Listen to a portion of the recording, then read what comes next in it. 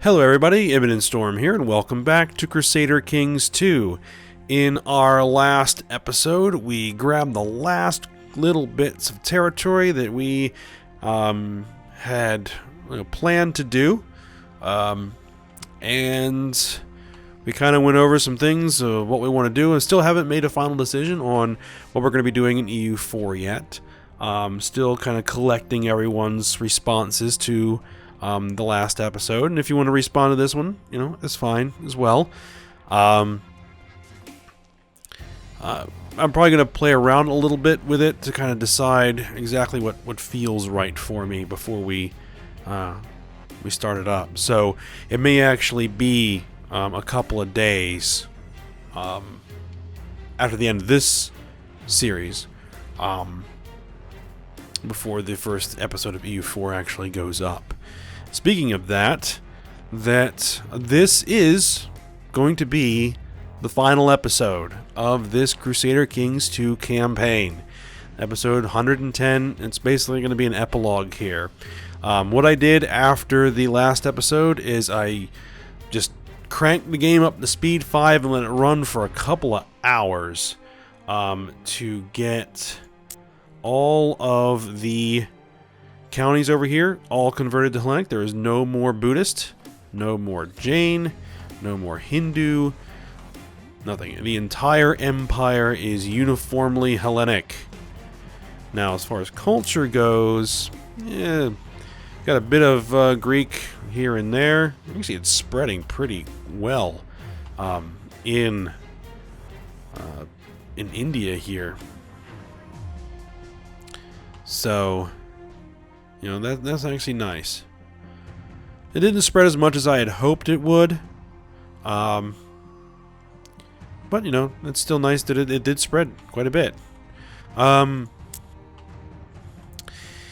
Now, the only real things of any note that happened is we went through succession, so we are now Basilius Nikephoros the Wise. His transition to power was a little bumpy.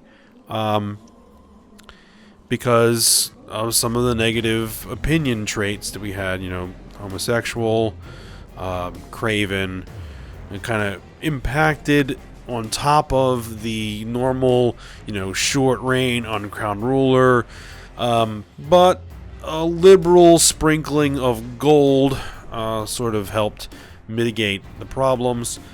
So no real issues during succession occurred. A few little minor revolts popped up here and there, no big deal. And it looks like one of our vassals over here decided to grab a little bit more land, so we got this little kind of horn of territory growing out of Wallachia. So that's the only thing that I think that's the... I'm not sure what mountains those are. The Carpathian Mountains, I think? And these are the Transylvanian Alps, I think.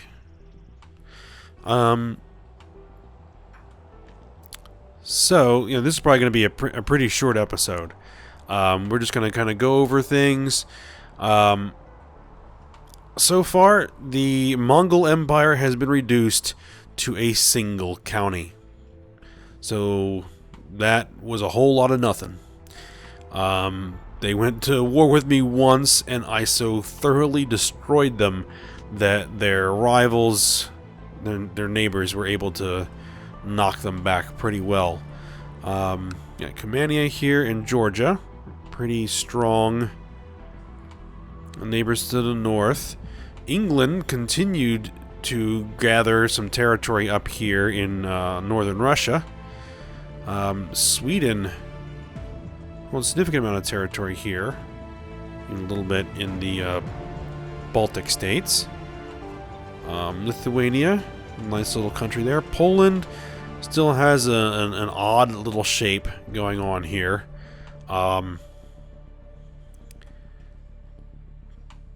Bohemia, it's a nice little country there. Bavaria, Austrasia, the Norse Empire. kind of filling all his territory. Got Aquitaine, and it looks like that Spain has broken up even further. The once great Andalusian Empire is no more. It has been thoroughly torn to pieces. So that's interesting. Sardinia is united. Sicily. There's a good bit of land there. Ancona, Ferrara. Capua is kind of spread all over the place. Lombardy. There's a little purple area here. So this is going to kind of be the arrangement of forces, of states for our EU4 campaign. England has a pretty solid hold on England. Wales is still independent, but England also holds Brittany. Ireland reunified itself and has taken most of Scotland. Iceland is all by its own lonesome up there. So, yeah.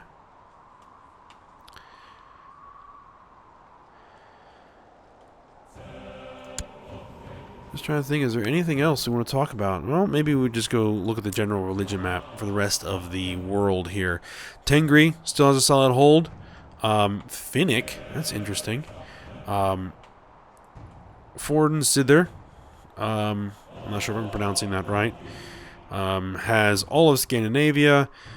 It has France, or what used to be France, and England. Celtic. I don't think Celtic actually translates to Celtic in EU4. It'll be interesting to see what that translates to. Rodnovery, still good hold over Central and Eastern Europe.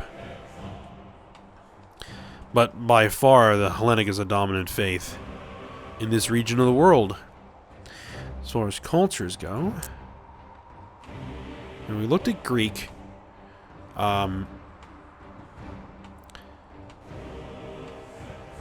Icelandic, okay, so Polish, Czech, Roman kind of remained pretty solid through here.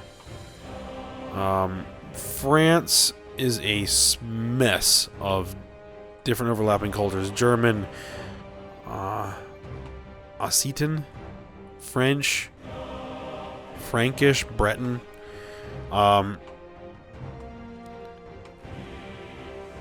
I didn't even look over here. We still have little bits of Shia over here. Islam. Still kicking.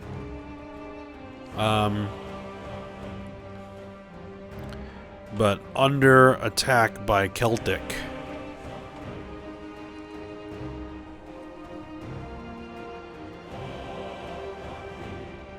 Alright, and we go with the de jure empires. Oh, a whole bunch of stuff came into the de jure empire. Most of India. Not quite all of it. Another, 20 years it would take. Economy is pretty good across the entire empire. I'm not sure how much of this actually is going to translate. Revolt risk is minimal. Opinion is it's good where it counts. Good's where it matters.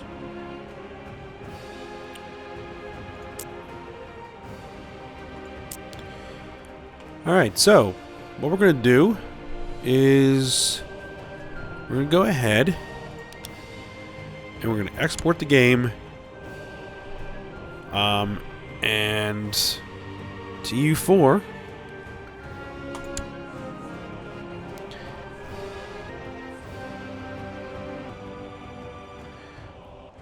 This might take a couple of minutes.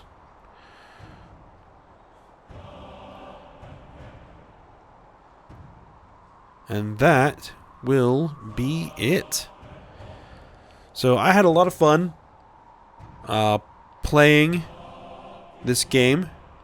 Hope you guys had a lot of fun watching it. And I also still haven't decided whether or not we're going to be doing another CK2 series, which I'm going to be using a different mod. It's a kind of a total conversion mod, a little bit different from what you might be used to, which should hopefully be interesting. Or if I want to play Stellaris first instead. I've been watching some videos of Stellaris, and it looks really good. And whether it's going to be now, have 4 simultaneous series running: EU4, a Crusader Kings II, a Hearts of Iron 4, and probably a Stellaris series running. I'm just not sure exactly in what order that's going to happen just yet. Alright, so thanks for watching, guys. Look forward to the upcoming U4. It may take a couple of days for the first episode to post, but I will see you next time.